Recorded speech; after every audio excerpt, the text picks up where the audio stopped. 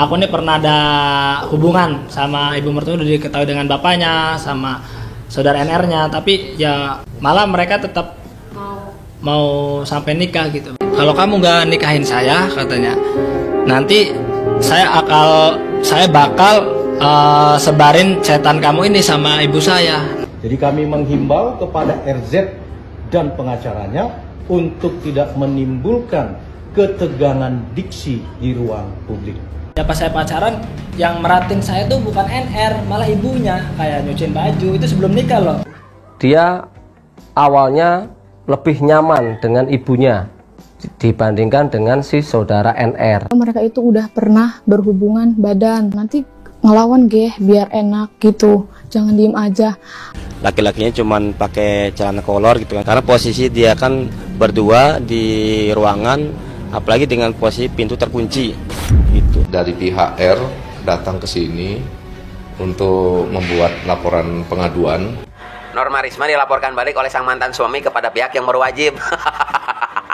Apa tadi baliknya? Di mana-mana ge nu ngalaporkan ke polisi mah nu jadi korban. Lain nu jadi pelaku. Gini ya logikanya. Saya kalau punya suami suka chattingin ibu saya. Saya kalau punya ibu nyuciin baju suami saya. Dua hal yang menurut gue sangat gak lazim. Guys, katanya karena terlalu sakit hati dan juga malu diomongin se-Indonesia, Babang Roji mau laporin Mbak Risma sama akun gosip yang udah ikut ngomongin dia, guys.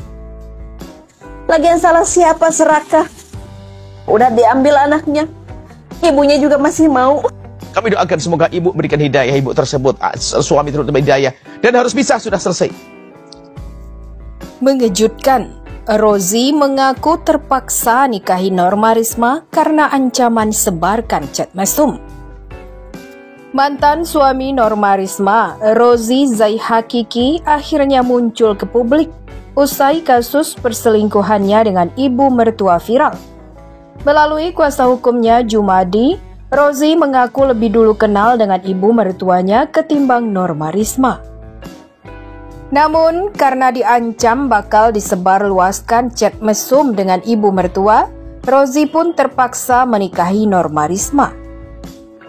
Kalau dia tidak menikah dengan saya, Norma, maka chat ini akan disebarluaskan. Akhirnya klien kami, Rozi, menikah, ujar Jumadi kepada wartawan Rabu 4 Januari 2023. Menurut Jumadi, kliennya itu lebih nyaman dengan ibu mertuanya ketimbang dengan Norma Risma. Bahkan Rozi kerap bertengkar dengan Norma Risma selama berumah tangga. Hal tersebut lantaran Norma menolak untuk diajak berhubungan badan. Menikah itu kan harus punya anak, tapi dia, Norma, tidak mau. Kalau mau punya anak harus buatkan rumah. Intinya fasilitas. Rumah tangga kan harus berhubungan badan. Setiap diajak, dia, Norma, nggak mau, kata Jumadi. Dari situ, Rozi merasa lebih nyaman dengan ibu mertuanya ketimbang Norma Risma, lantaran merasa tidak mendapatkan pelayanan yang baik dari seorang istri. Di mana mulai dari kerja, oleh ibu mertua bajunya dicuci, disediakan makanan, tandasnya. Belakangan ini viral kasus perselingkuhan antara menantu dan ibu mertuanya. Hal itu diketahui setelah korban Norma Risma mengungkapkan secara terang-terangan ke publik saat menjadi bintang tamu di podcast Denny Sumargo. Tidak kebayang sosok Norma Risma harus menanggung beban yang sangat berat seusai mengetahui bahwa suaminya telah berhubungan badan dengan ibunya sendiri. Lantas, peristiwa itu disoroti publik karena jauh berbeda dengan kasus perselingkuhan pada umumnya. Tak terkecuali pendakwa kondang Buya Yahya ikut memberikan komentar. Buya Yahya mengungkapkan bahwa kejadian tersebut adalah kabar kesedihan yang sangat mendalam, lantaran melakukan dosa yang berlipat. Kesedihan di atas kesedihan, berita berzina saja sudah bikin sedih.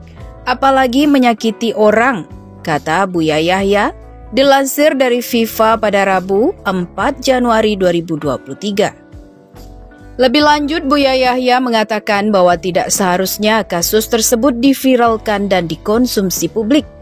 Pasalnya termasuk dari kategori berita yang tidak mendidik.